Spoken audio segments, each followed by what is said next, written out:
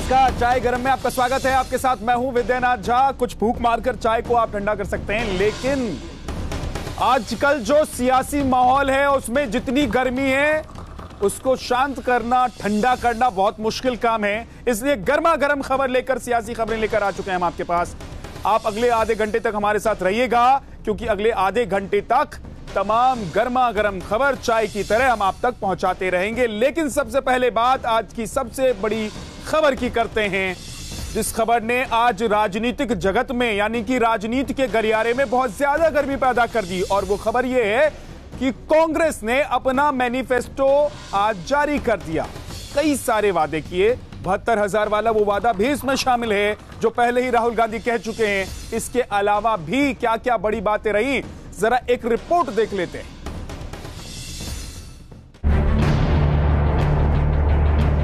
कांग्रेस के घोषणा पत्र में गरीबों से बड़े वादे, लोक लुभावन वादों की लगाई गई झड़ी। क्या घोषणा पत्र दिलाएगा दिल्ली की सत्ता?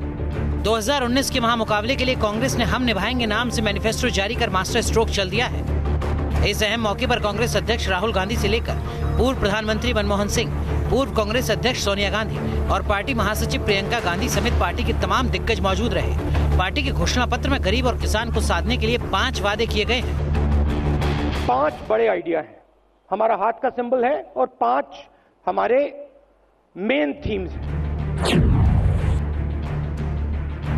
कांग्रेस ने सत्ता में आने पर गरीबों के लिए न्यूनतम आय योजना शुरू करने का वादा किया है।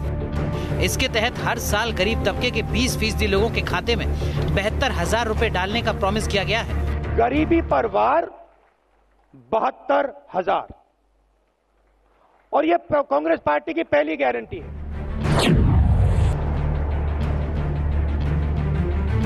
कांग्रेस के घोषणा पत्र में 22 लाख सरकारी नौकरी देने का वादा किया गया है। 10 लाख लोगों को ग्राम पंचायतों में रोजगार देने का वादा किया गया है, जबकि 3 साल तक युवाओं को नया कारोबार करने के लिए किसी से भी इजाजत लेने की जरूरत नहीं होगी। पार्टी ने सत्ता में आने के बाद मनरेगा में काम के दिनों को 100 से बढ़ाकर 150 करने का ऐलान किया है। प्रधानमंत्री ने मनरेगा के बारे में बोला, बोगस स्कीम है, बेकार स्कीम है, मजाक उड़ाया। आज पूरा देश जानता है कि मनरेगा ने हिंदुस्तान की कितनी मदद की थी। तो हम मनरेगा के 150 दिन गारंटी करना चाहते हैं। कांग्रेस ने किसानों के लिए अलग से बजट जारी करने का ऐलान किया है। साथ ही पार्टी ने ऐलान किया है कि किसानों का कर्ज न चुका पाना अपराध के दायरे से बाहर किया जाएगा।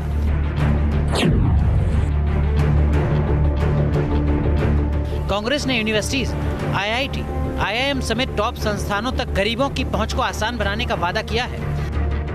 शिक्षा में हमने निर्णय लिया है कि GDP का 6% पैसा, 6% पैसा हिंदुस्तान की शिक्षा में दिया जाए।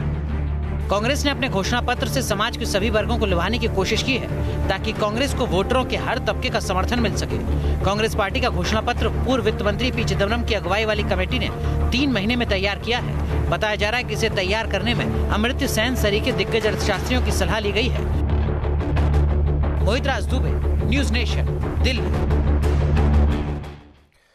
अब हमारी इस दुकान पर देखिए, चाय तो कई कप हैं, लेकिन अब हम इतनी सारी चाय तो पी नहीं पाएंगे, और ना ही जो हमारे साथ लोग यहाँ बैठे हुए हैं वो इतनी चाय पी पाएंगे। तो क्या है कि 2-4 कप चाय हमने निकलवा लिए, ताकि उससे हम अपनी चाय की प्यास बुझा लें। इसी तरीके से हम आपको कांग्रेस मैनिफेस्टो की वो तमाम बड़ी बातें बताते हैं जिससे आपको लगेगा कि हां, ये हमारे मतलब की बात है, और ये बात करके अच्छा या बुरा कांग्रेस पार्टी कहना चाहती है। अब 10 बड़ी बातें हम आपको बता रहे हैं। अप्सपा कानून में सुरक्षा बलों को मिले विशेष अधिकार खत्म करने का दावा किया गया है। J&K में अप्सपा और द डिस्टर्ब्ड एरिया एक्ट के प्रावधानों में बदलाव होंगे, यह भी दावा किया है। सरकार बनी तो राष्ट्रद्रोह कानून को खत्म किया जाएगा, यह इस मैनिफेस्टो में कहा गया है। कुछ सामान्य आपराधिक कानून सिविल कानून में बदल दिए जाएंगे, यह एक बड़ा कदम उठाने की बात की गई है। आपराधिक मानहानि की धारा 499 खत्म हो जाएगी, यह भी कांग्रेस ने अपने मैनिफेस्टो में कहा है। जमानत देने की प्रक्रिया को और आसान बनाएंगे, यह बड़ी बात भी इस मैनिफेस्टो में कांग्रेस ने कही है। बिना सुनवाई जेल के कानून की समीक्षा होगी। सातवीं बड़ी बात, आठवीं बड़ी बात जान लीजिए, 3 से 7 साल सजा वाले विचाराधीन कैदियों पर नया कानून बनाया जाएगा। तो हर वर्ग को लुभाने की कोशिश है। सभी धर्मों के गुरुओं को लेकर इंटरफेथ काउंसिल बनाए जाएंगे ताकि आपसी समझ बढ़ सके।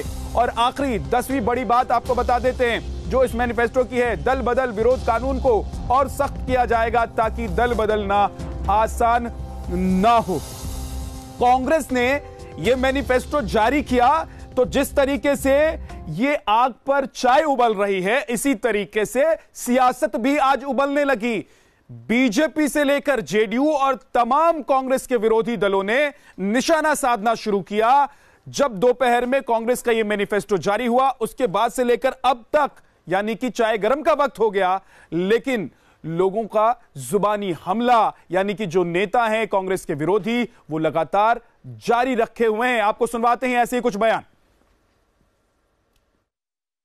टेररिस्ट को इनकरेज करने के लिए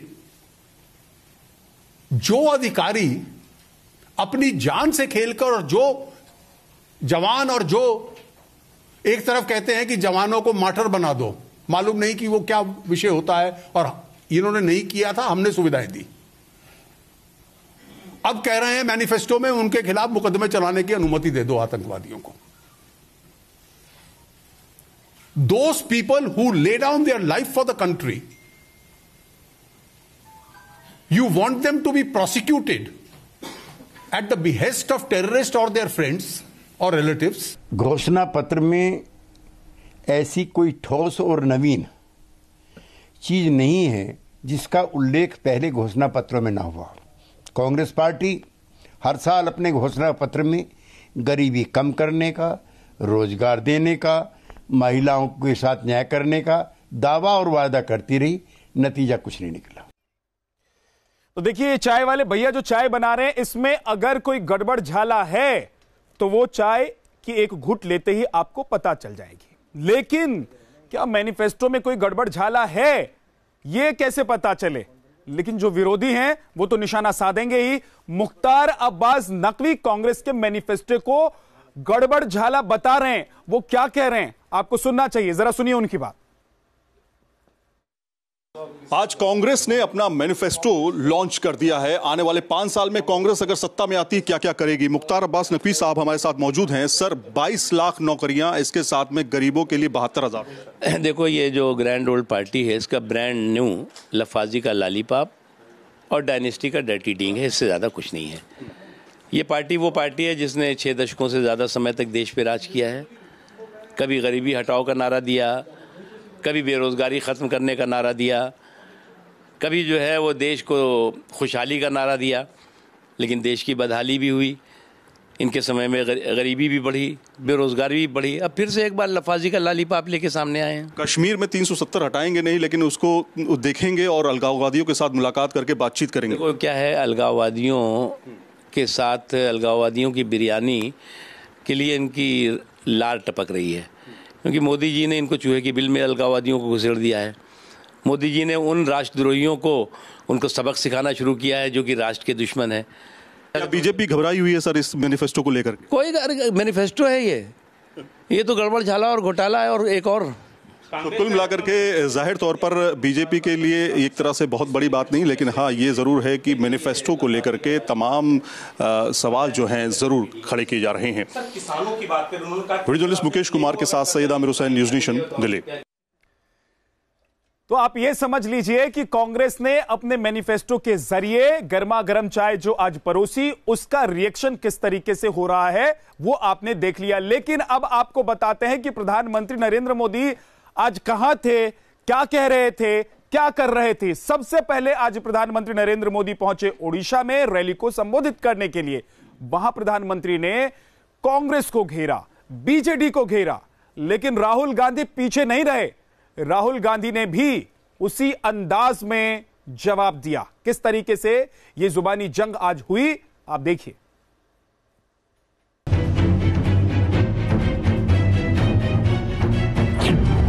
मोदी का कांग्रेस पर वार।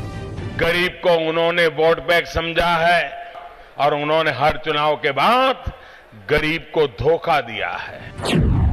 राहुल का मोदी पर पलटवार। नरेंद्र मोदी एक के बाद एक किसी न किसी चीज के पीछे छुप रहे हैं, मगर देश का प्रधानमंत्री देश की सच्चाई से नहीं छुप सकता है। प्रधानमंत्री नरेंद्र मोदी ने मंगलवार को ओडिशा के कालाहांडी में बीजेपी की विजय संकल्प सभा को संबोधित किया। मोदी ने यहां से कांग्रेस और बीजू जनता दल सरकार पर कड़ा प्रहार किया।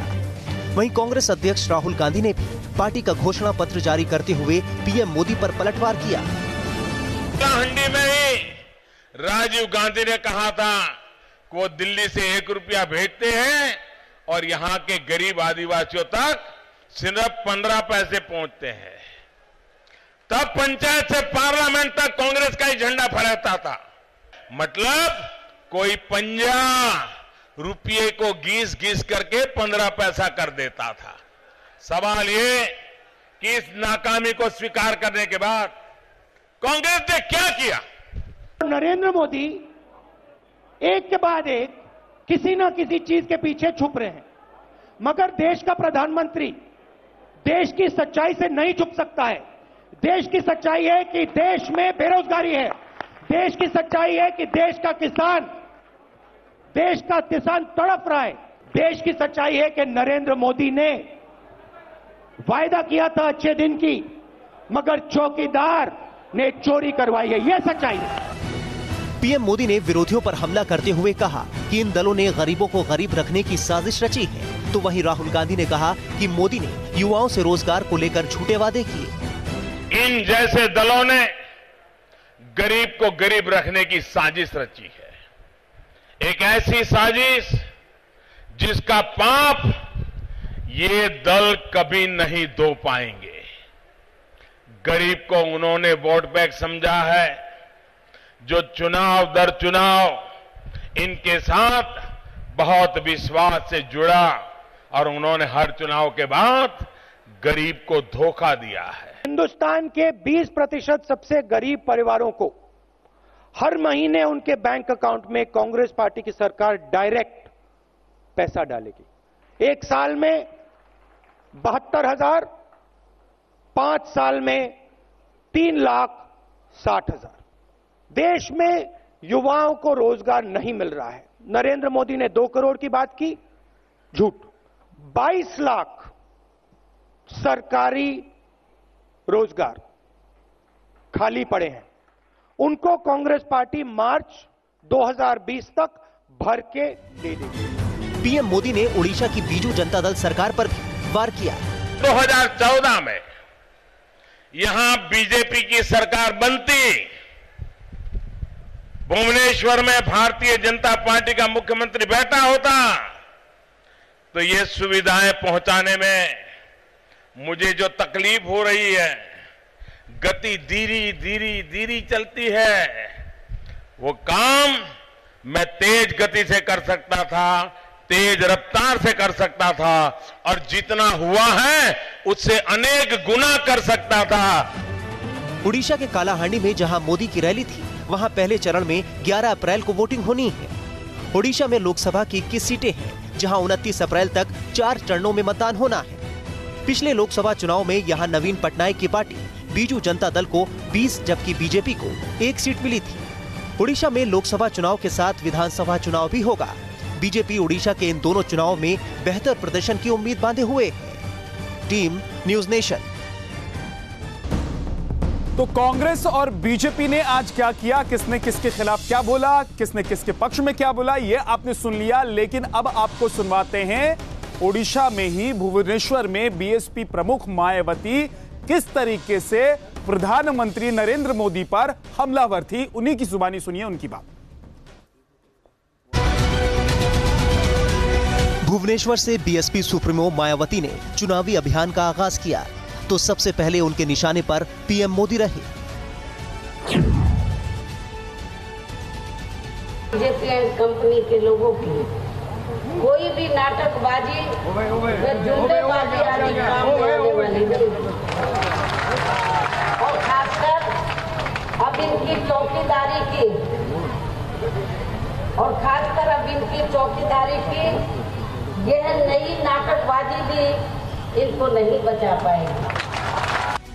बीजेपी के बाद मायावती ने कांग्रेस पर भी हमला बोला। उन्होंने कहा कि अपनी गलत नीतियों की वजह से ही कांग्रेस को सत्ता से हाथ धोना पड़ा। कि कांग्रेस पार्टी के केंद्र में व अधिकतर राज्यों में भी लंबे अरसे तक रहे शासनकाल में इनकी अधिकांश रही गलत नीतियों व गलत कार्य प्रणाली की वजह से ही फिर इस पार्टी को केंद्र व यहाँ आपके उड़ीसा प्रदेश सहित अन्य और राज्यों में भी सत्ता से अलग होना पड़ा है। मायावती की पार्टी ने इस बार यूपी में समाजवादी पार्टी से गठबंधन किया है ताकि मोदी के खिलाफ मजबूत विपक्षी गठबंधन तैयार कर सके। हालांकि मायावती खुद चुनाव नहीं लड़ रही हैं। Team news nation. तो चाय गरम में चाय की एक चुस्की भरते हुए मैं आप लोगों से लेता हूं आज के लिए अलविदा। कल गर्मा गर्म खबरों के साथ फिर मिलेंगे आपसे चाय गरम पर। तब तक के लिए नमस्कार।